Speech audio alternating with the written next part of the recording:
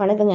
இன்றைக்கி நம்ம எங்கே வந்திருக்கோன்னா, சேலம்லேருந்து ஒரு 16 கிலோமீட்டர் தொலைவில் இருக்கிற அரியானூர், அங்கே வந்து 1008 சிவாலய கோயிலுக்கு வந்திருக்கோங்க.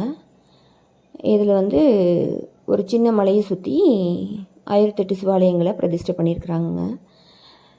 விநாயகர் கும்பிட்டு நம்ம மேலே வந்தோம்னா சிவலிங்கங்கள் எல்லாத்தையும் பார்த்துக்கிட்டே மேலே வரலாம். மேலே வந்தால் நம்ம அருணாச்சல சுந்தரேஸ்வரர், உடனுரை உமையாம்பிகை அம்மன் 1007வது லிங்கமாக ஒரு 16 அடியில் பெருசாக பிரதிஷ்டை பண்ணியிருக்காங்கங்க. நம்ம சாமி தரிசனம் பண்ணிட்டு வெளியே வந்தோம்னா வரும்போதே ஆஞ்சநேயர் பிடுங்கிட்டாருங்க, நம்மளோட பிரசாதத்தை வாங்கிக்கிட்டாரு.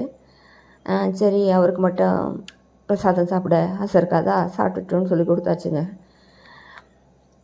அப்புறம் வெளியே நம்ம கோயிலை சுற்றி வந்தோம்னா பாருங்கள், பைரவர் இருக்கார். எந்த பக்கம் திரும்பினாலும் சிவலிங்கங்கள் தான், ரொம்ப அழகாக இருக்குங்க. அதுக்கப்புறம் வந்து முருகர் வந்து 6 படை வீடு முருகர், ஒவ்வொரு முருகரும் தனித்தனி கோயிலில் குடிக்கொண்டிருக்கிறாங்க. 6 படை வீட்டோட முருகர் எல்லாருங்க. அப்புறம் ராஜேஸ்வரி அம்மன் இருக்காங்கங்க. அப்புறம் வீர ஆஞ்சநேயர் இருக்காருங்க. அப்புறம் ஐஸ்வர்ய பெருமாள் இருக்கிறாருங்க, மகாலட்சுமி ஆண்டாளோட ஐஸ்வர்ய பெருமாள் இருக்கார். ராமர், சீதை, லட்சுமணர், வசிஷ்டரோட ராமர் பட்டாபிஷேக கோயில் இருக்குங்க. அப்புறம் ஒரு ஐயப்பன் கோயில் இருக்குங்க. அப்புறம் பரிவார தெய்வங்கள் எல்லாமே இருக்குங்க. பிரம்மா, சரஸ்வதி, சண்டிகேஸ்வரர், எல்லா தெய்வமுமே இருக்குங்க.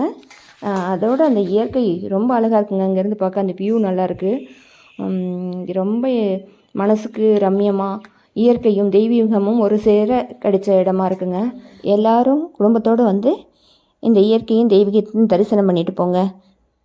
நன்றி.